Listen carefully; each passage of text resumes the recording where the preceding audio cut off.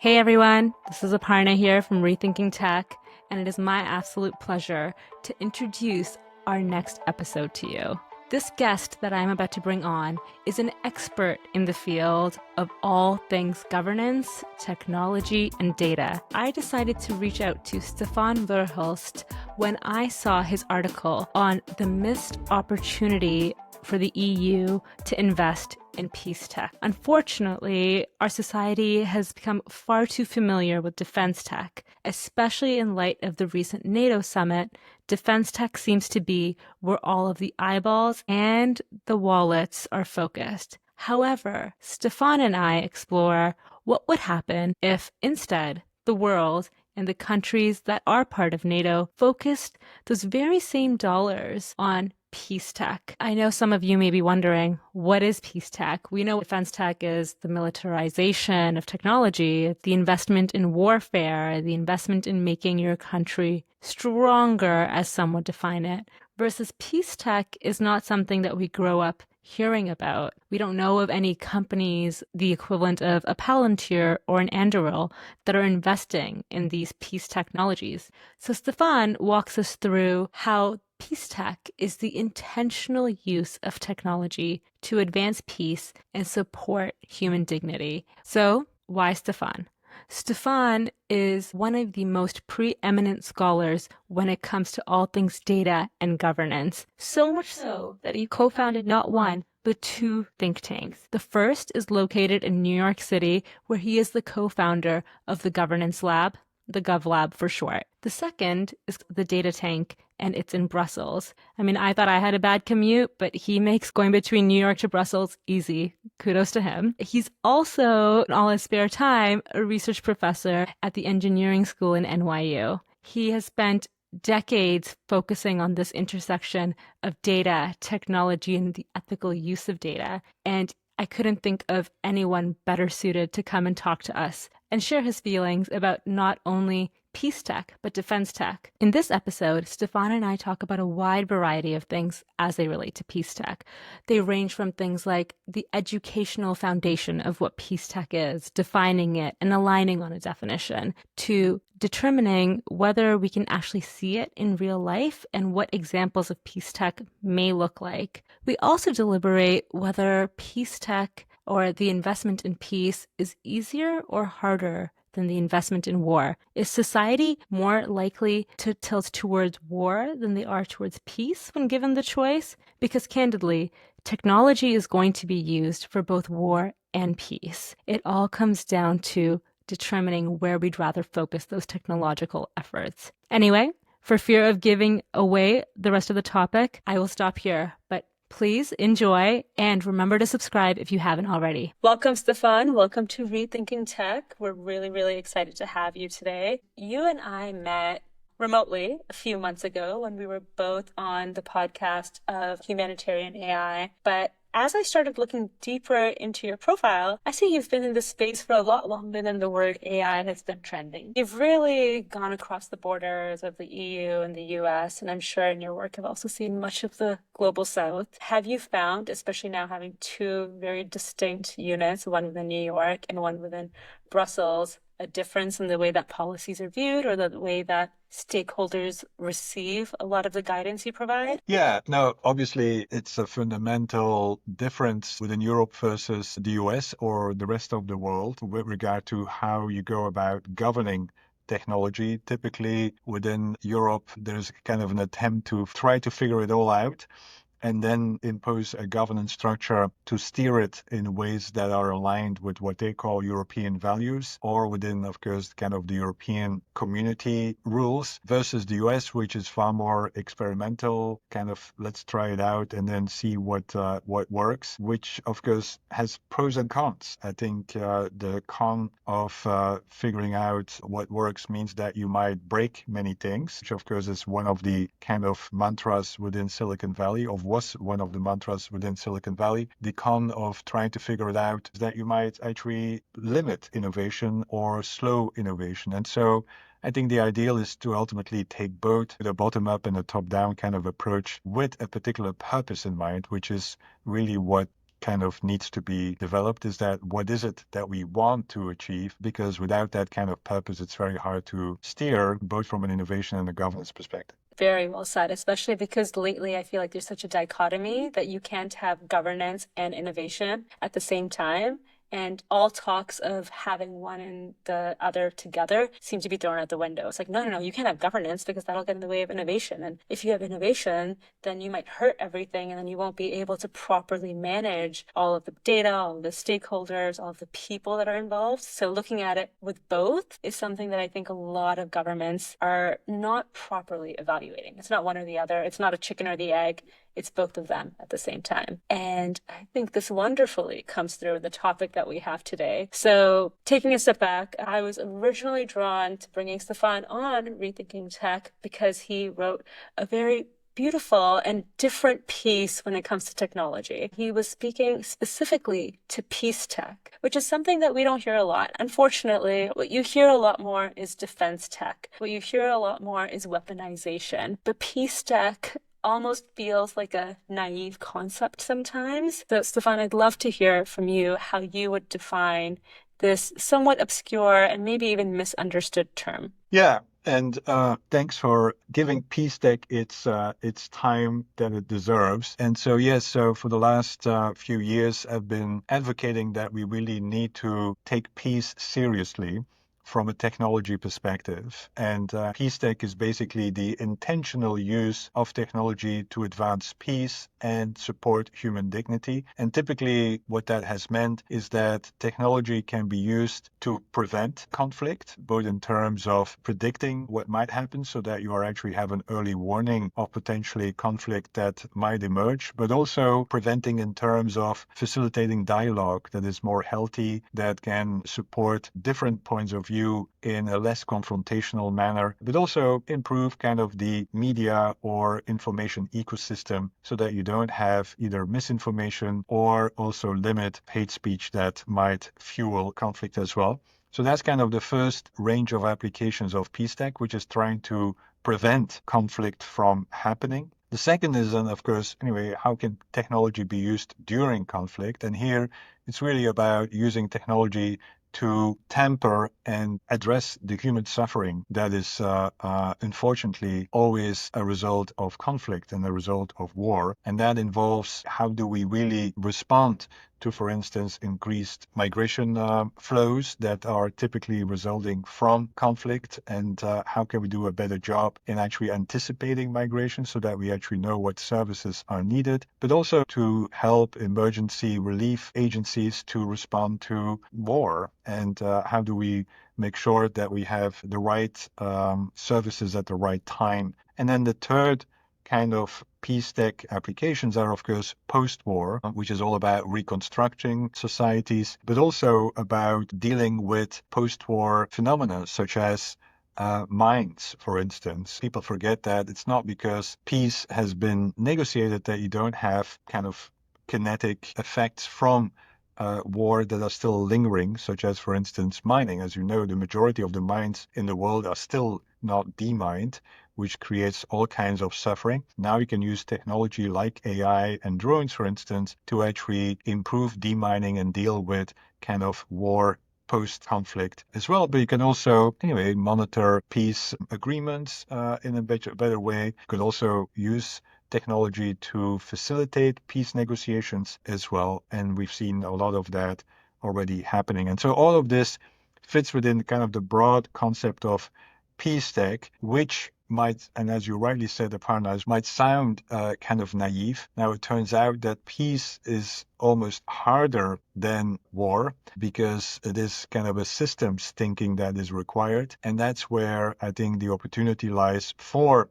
technology to really contribute to peace building and also to kind of preventing conflict, but ultimately to improve human dignity, safety, and agency across the world as well. I like this one line that you had in your article, Europe's rearmament and the overlooked opportunity for peace tech, where you said, The question is not whether tech will drive peace or conflict, because it already does. And it really seems to come down to, what does society prioritize? And is it a prioritization, or is it that you have to do both? And right now, we're just not even focusing any or very many resources on the peace side of it. What do you think?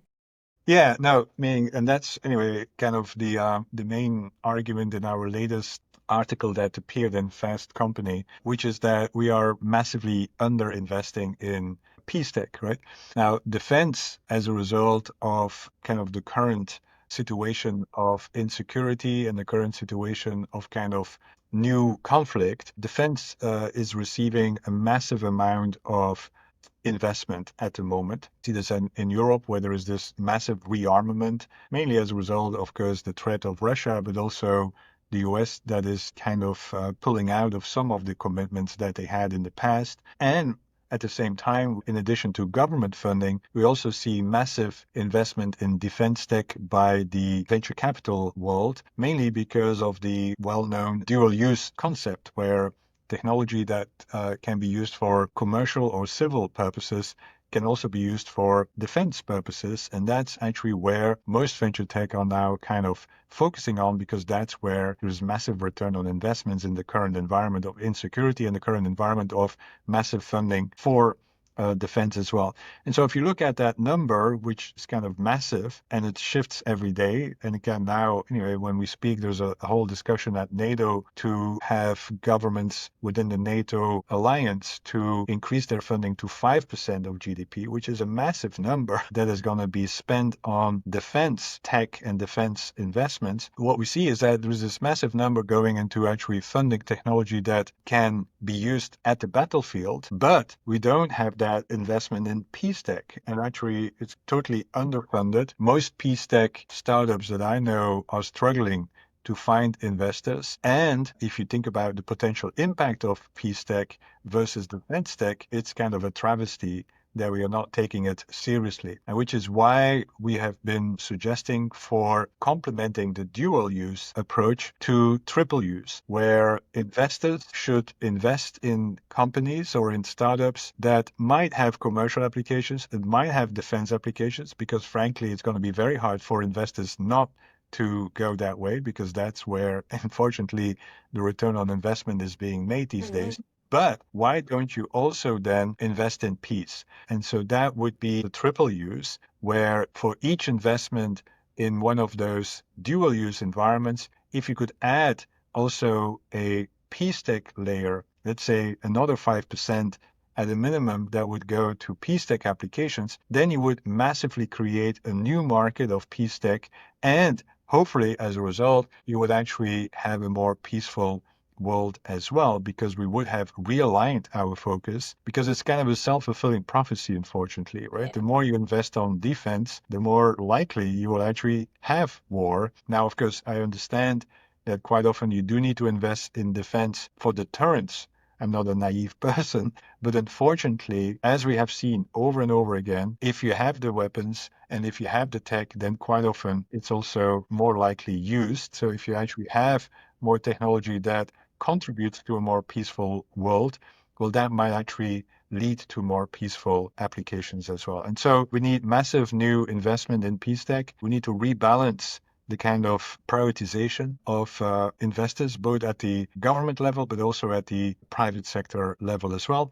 And we need to create a market for peace tech startups to thrive and to really come up with new AI applications for instance, early warning, or AI to simulate peace negotiations, so that we actually understand how to really get a peace accord, as opposed to assume that things will happen by itself. So yeah, there are numerous applications, Aparna, that currently are not scaled or invested in, and that is really a travesty. I appreciate you laying it out in the way that you did, because I agree with you that if you stockpile certain assets, then you're going to use those assets. And I appreciate the question that you posed of, if you can stockpile defense tech, why not peace tech? I would argue it's harder to maintain peace than it is to engage in war. It is definitely much harder quite often. A one-time event is not going to create peace, as opposed to an ongoing effort in peace building, which is much harder to do, especially within the tech environment. It's quite often seen as a too soft a thing to take seriously, right? And so that's an additional concern that we have. It's not just a misalignment of funding, it's actually also a cultural barrier that we see for technologists to enter the PeaceTech, because it's quite often peace is still very much associated with kind of a soft, hippie-like kind of environment that doesn't resonate well within kind of the so-called hard decision-making environments where they need to make decisions with regard to going for war or not, right? Well, going for peace is a much harder proposition from my point of view, and is something that technologists should get motivated by. Everyone is talking about, anyway, to have big ambitions, but peace typically is not part of it. And so that's a cultural dissonance that we have within the tech community that we also need to address. I work in the humanitarian sector, and the amount of money that has just been withdrawn from aid and now being reinvested into defense. First of all, I find it very confusing that it's withdrawal of one goes into the other. Why is that the trade-off that we're seeing? But also, why was it so easy to cut humanitarian aid? And it comes back to what you were saying, like maybe it was the peace, the love, the hippie mentality. But given what we've seen happening in the world, and it's ironic, I won't say funny, it's a little sad because your article I saw was published in March, and things have changed a lot since March of this year. We're already seeing a dramatic increase in the number of wars that are being waged and also the scale of them. So I would argue that now is even a more important time to ask for peace. I mean, it's always important, but how far down this path must we go before we realize that it's too far? And I think we are, anyway, in a multi-poly crisis, right? And of course, it's not just conflict. And of course, many of them are interdependent, right? So climate fuels conflict. And so PeaceTech is all kind of in the middle of this kind of poly-crisis environment that actually can support kind of the ways to address many of them, right? Including kind of migration, but also climate change and so on. And I think it's kind of remarkable, Aparna, that there are not that many fora to go to actually talk about peace, which is kind of surprising to me. And it's mainly because of this cultural dissonance from my point of view. It's taken as a given for many years, but surprise, surprise, as we see, it is actually not a given anymore. It's going to take a lot of time and energy to get it back from my perspective. And that's where technology has a role. Now, again, what I don't want to sound like is technological deterministic, right? Is that technology is the only solution. It's a much harder problem that technology only can solve, but it can be part of the solution. And at the moment, it is not considered to be part of the toolbox. And that's why we've been advocating for at least making it part of the peace building toolbox. I'm not sure if you saw it. This came out maybe like 8-9 days ago, but the US Army officially swore in 4 tech leaders as I believe it was lieutenant colonels. And it just speaks to the importance of technology in warfare. And I'm curious to get your perspective as to why you think that was. So for our listeners who haven't heard this news yet, the US government and US Army swore in 4 tech leaders to join the military. And the first one was the CTO from Palantir. The second was a CTO from Meta.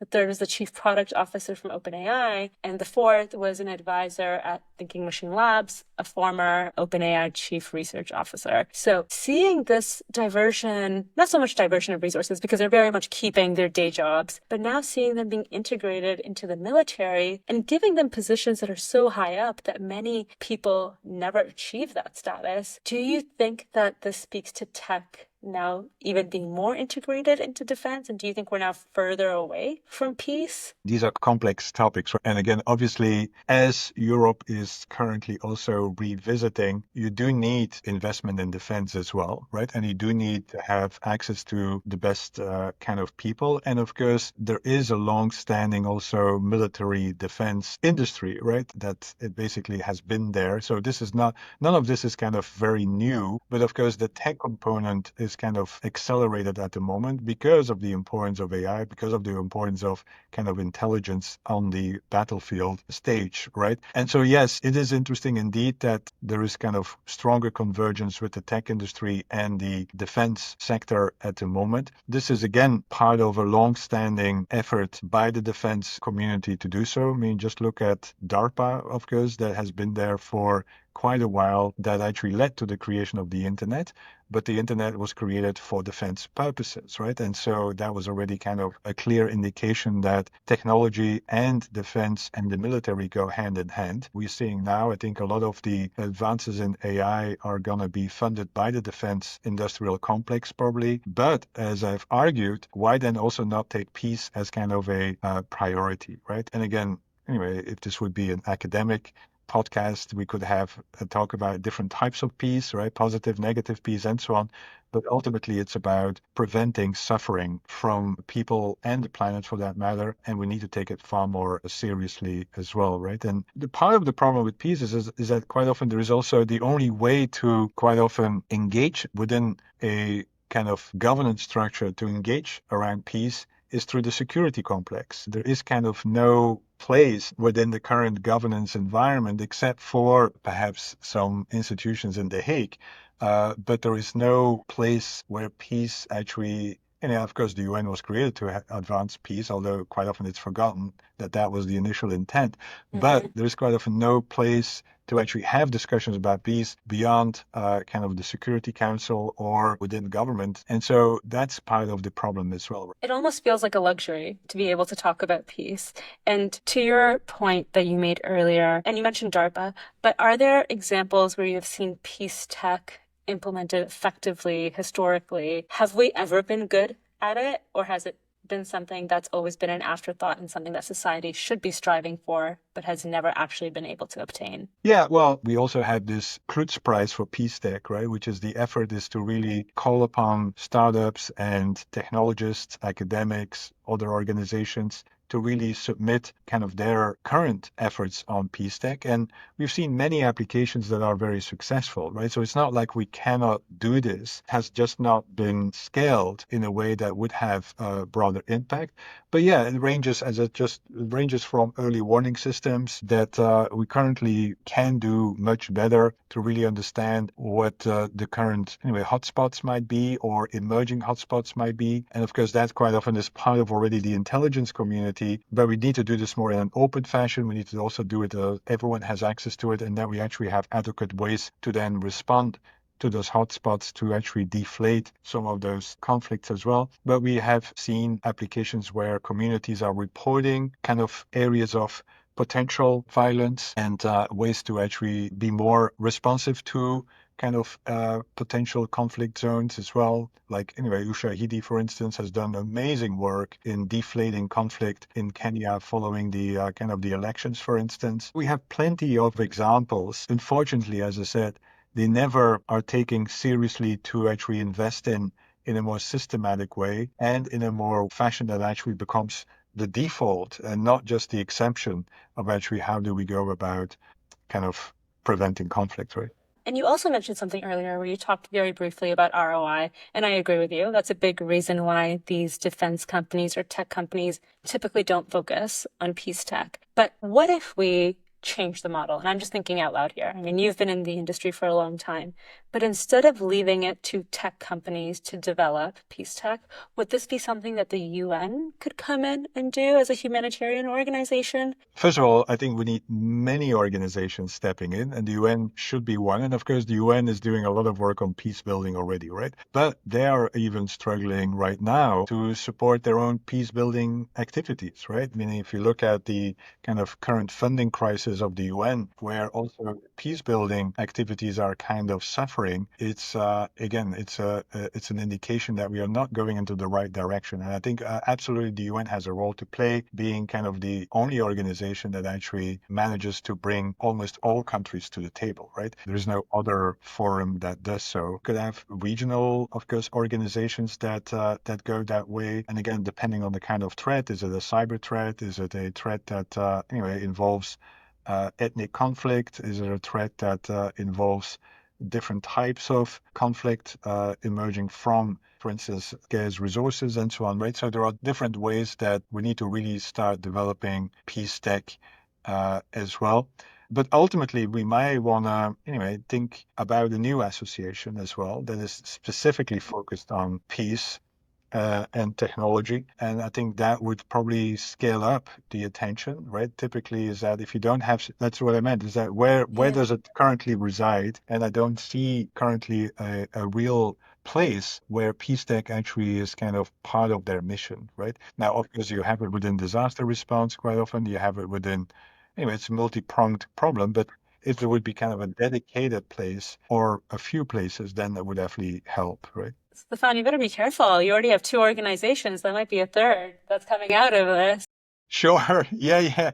Well, I mean, again, I'm not sure. I think this needs to be governed very well, right? And so whatever is being developed, it has to be seen as legitimate. And of course, it has to be global to a large extent because conflict is global. And so I think there is opportunity here for a new effort, but that has to be inclusive and legitimate, right? Taking one step back, I am a firm believer that in everything you have a winner and a loser. And looking at defense tech or peace tech, let's say peace tech was developed, do you think we would see that play out in a similar way where there would be obvious winners and obvious losers? Well, I'm afraid to say is that there are certain industries that benefit from conflict because that's their business model, right? And obviously, if there's more peace, then it would be their market would diminish. And so they would definitely be kind of the losers. The winners on the other side would be us, right? Would be the planet and anything on it, because it is really sad to see the suffering and the insecurity, the stress that conflict generates, which, by the way, is multi-generational, right? Meaning, don't forget that a war just doesn't stop at the moment when a peace treaty is signed, right? I mean, a war lingers on and conflict always lingers on and is, as I said, multi-generational impact. And so anything that we can do to prevent conflict and have more of a peaceful environment where people can live with other people and the planet in a fashion that doesn't harm, I think anyone benefits from that to a large extent. And I think it's a pretty straightforward cost-benefit analysis from my perspective. Unfortunately, we don't take it seriously. The number of times I have seen World War III be quoted now in the last few weeks is alarming. And it's something that used to be maybe something you see on The Simpsons as a joke, and now is very much like, where should you live if World War III breaks out? Very stressful, very worrying. We could worry about other things that are more important, to be quite honest. And again, unfortunately, of course, some of those things are out of our hands. Some of those things you do need to deal with. So I'm not kind of naive either. Sometimes conflict emerges and that's just the way it is. But there are ways to prevent it, and there are ways to especially mitigate its impact. And we need to take it more seriously, right? I've tried to see it from other angles, but it very much comes down to, do we need this? And if we need it, why isn't it happening? And is this even a realistic thing? Which it sounds like we need the infrastructure in place to make this happen. Yeah, and in infrastructure, and we need really, anyway, if we think about, anyway, how does technology scale is by having a market, right? And so how do we create the market for peace tech is by having investors and by takers, right? And I think governments should procure peace tech heavily. And the most thing they do is procuring defense tech in that space.